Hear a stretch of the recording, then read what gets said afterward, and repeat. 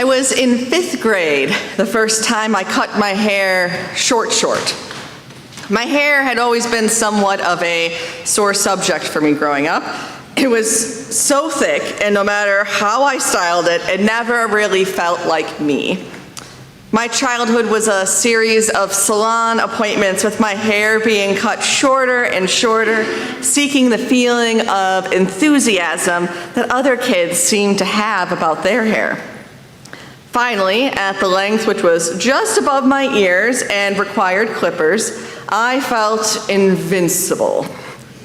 The day after my haircut, I went to the grocery store with my mom. Now, I was still in my Taekwondo uniform with my gi and my green belt on, a very gender-neutral kind of look. And as we were checking out, the cashier looked at me and said, "Well, aren't you a handsome young man?" Now, I was elated. The joy in my chest could best be described as a combination of sparkles and pop rocks, two very joyful things in an 11-year-old's life. And after a brief moment, my mom chimed in, "Oh no, she's a girl." I looked up to see the cashier suddenly look embarrassed, and I could feel those pop rocks start to disappear.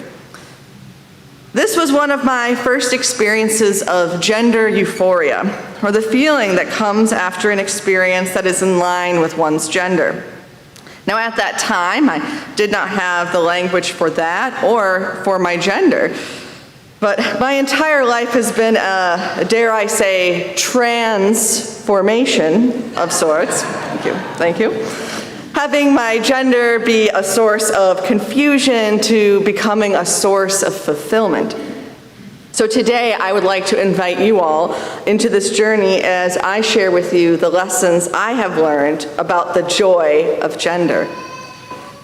Now, it is worth naming that this journey of mine has coincided with an increase in anti-trans rhetoric and hate in this country and around the world.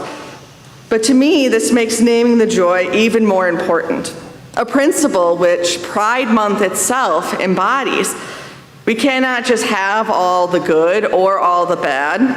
Life for folks like me is a complex both and.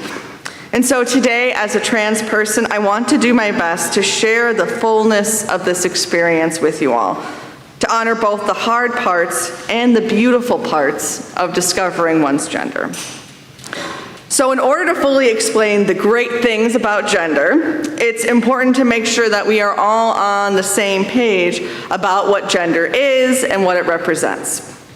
So there are 3 different concepts that often get confused for one another: biological sex, sexual orientation, and gender. Biological sex, also known as sex assigned at birth, correlates to whether a baby is born with male, female, or intersex body parts. Doctors look at the baby after they are born and assign them with the sex that fits them best based on what they can see. Now, sexual orientation is someone's preference in romantic relationships. Within this category, there are labels of gay, straight, bisexual, pansexual, asexual, etc. And this is different from gender, but these are all still equally a part of the LGBTQ+ community. Now, gender is what someone is within their mind and their spirit, regardless of the biological sex assigned to them at birth. It is who we are when our brains have developed the ability to communicate who we are and what our gender is to the world. Someone who is cisgender aligns with that gender they were assigned with at birth. A transgender person is someone whose gender does not align with the one that was assumed for them when they were born.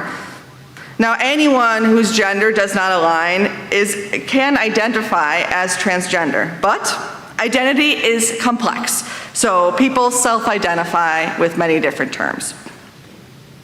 And gender expression is part of how people express this gender to others.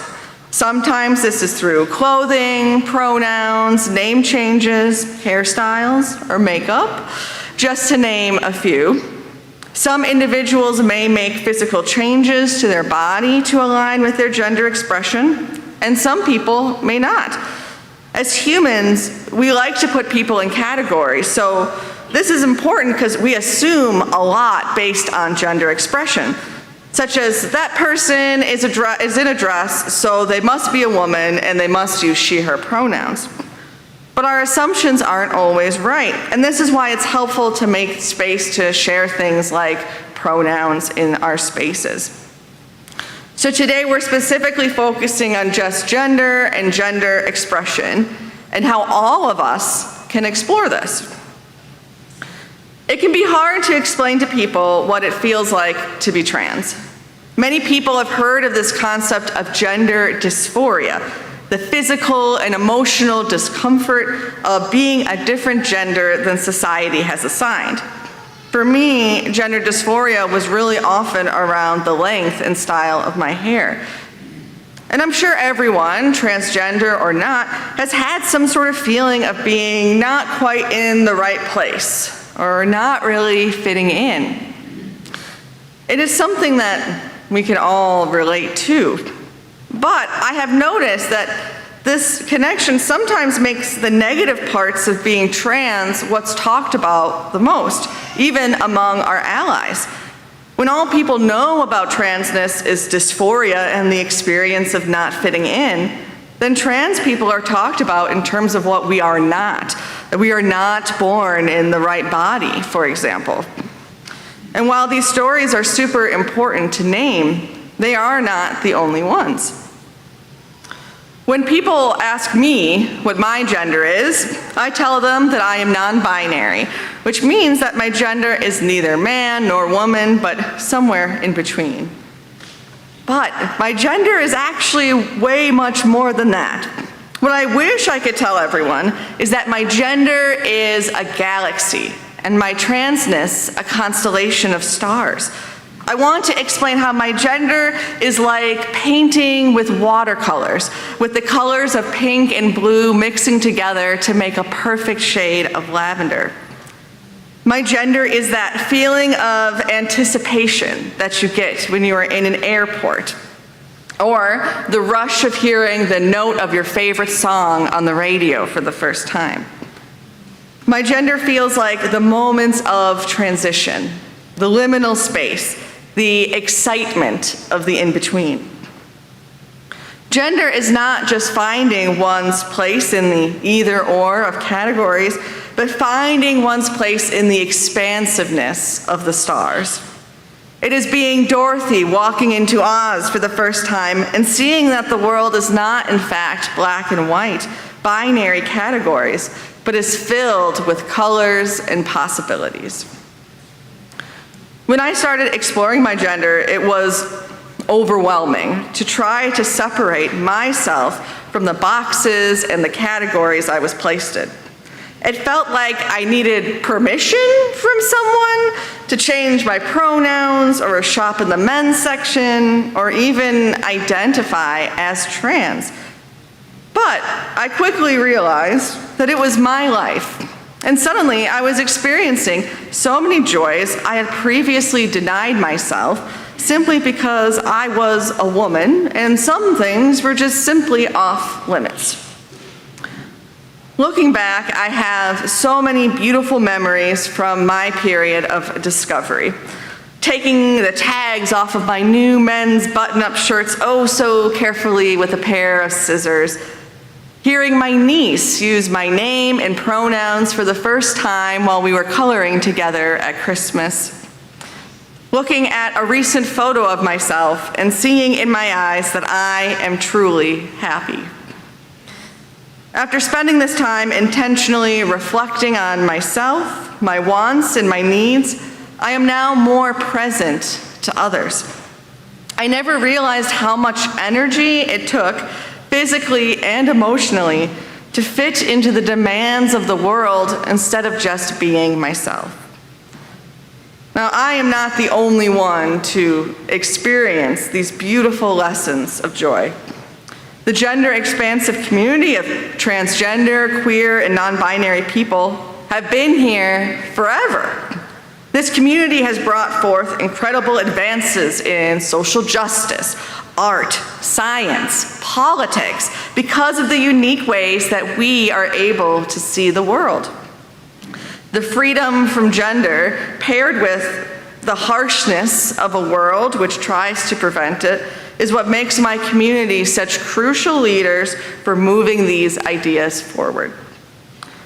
One person that I'm personally inspired by is Alakved Mennon, who is an artist, activist, performer, and academic. They use their platform to encourage people to use their creativity and compassion to create a better world. In their work as an artist and performer, they have spoken about how the negative reactions of others to gender expansiveness is often more to do with their own grief. In an interview with the ACLU, Alak said, "I'm really able to see the grief that people have because they were punished for imagining. And that's what so much of retaliation against trans and non-binary life is. It's the unprocessed grief that so many non-trans people have for the ways in which their imagination was circumscribed. Because the truth is, none of us were born stereotypical Barbie or Ken.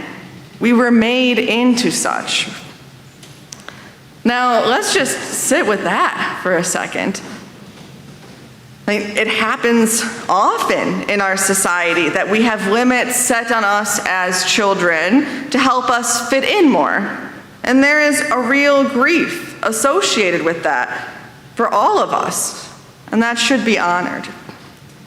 Now, you may have felt comfortable with your gender your whole life, and that is fantastic.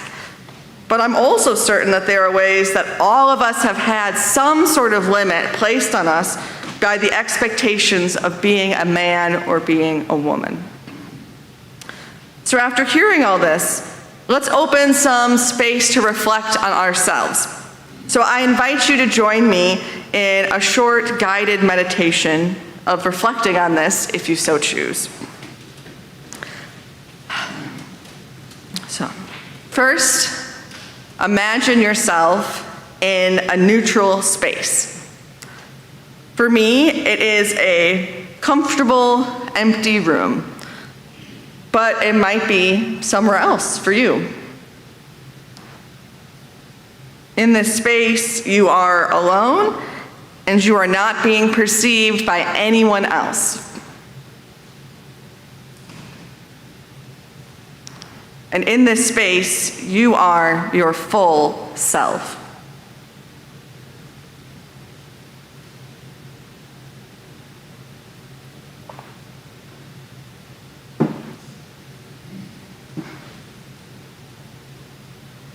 Notice first the limitations set on your imagination by others. Those are going to become clear now that you are alone. Pay special attention to ones that are weighted by your gender.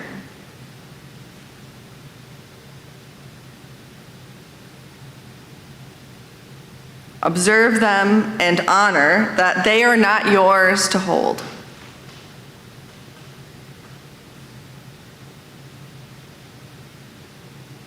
You have no limits in this space. So watch those expectations as they float away.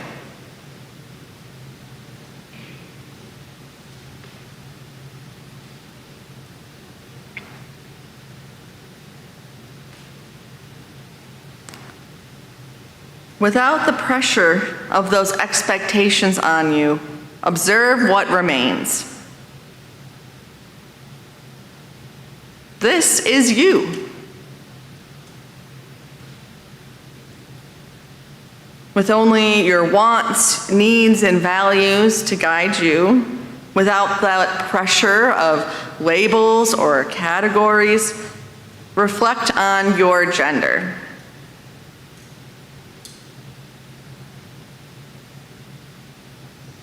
What makes you feel truly and deeply seen in your relationships with others and yourself?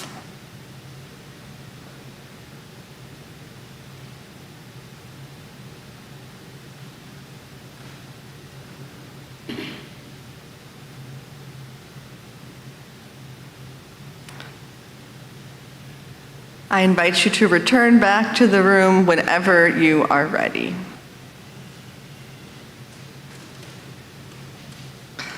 So, when you thought about your spirit and what it loves, how you want the world to see and perceive you, what came to mind? Keep reflecting on this, because this part of you is where your gender is. A world which allows for gender expression is important and freeing for us all. It helps us get out of the black and white thinking and into a technicolor vision of a better world. And if we are able to be our best selves, we are able to bring our best gifts to our community. We all benefit from being able to live a life of joy, of happiness, of freedom. To be seen by others for who we really are is one of life's greatest gifts, and one of the most powerful tools to make a better world. So there lies one of the great spiritual lessons I have learned on this journey. Life is simply too short for me to deny myself any happiness because of gender. Self-discovery like this takes time, but it is worth the wait. I invite you not just to empower trans people and trans rights for us, but take the time to explore the beauty of gender expression for yourself. We all deserve to be free to live in a world where we can be our true selves. A world which allows trans people to exist can be life-saving for all of us. Now, as you can see, I eventually tended to the gentle heart of my 11-year-old self, sticking with some short hair. Now, this was not a straight line from 5th grade until now. I didn't realize I was non-binary until in my late 20s in seminary, and had many years of long hair in between then and now to try to fit in. So I get my hair cut regularly by the best guy in town, my husband. We have set up a wonderful DIY barbershop routine at our house with a set of rainbow hair clippers. And he has a lot of fun with it, often spending the first couple of minutes buzzing silly patterns and mohawks into my hair before he completely buzzes it off. Now, a few months ago, after a haircut, I spent a little extra time looking in the mirror. I ran my hand over my head and felt my hair. I looked in my eyes and I recognized the person that was smiling back at me. I like this person, I thought to myself. And a few seconds passed and my husband walked by the open door of the bathroom. "Well, don't you look handsome," he said with a smile. A feeling of pop rocks and sparkles appeared in my chest, and this time it never went away.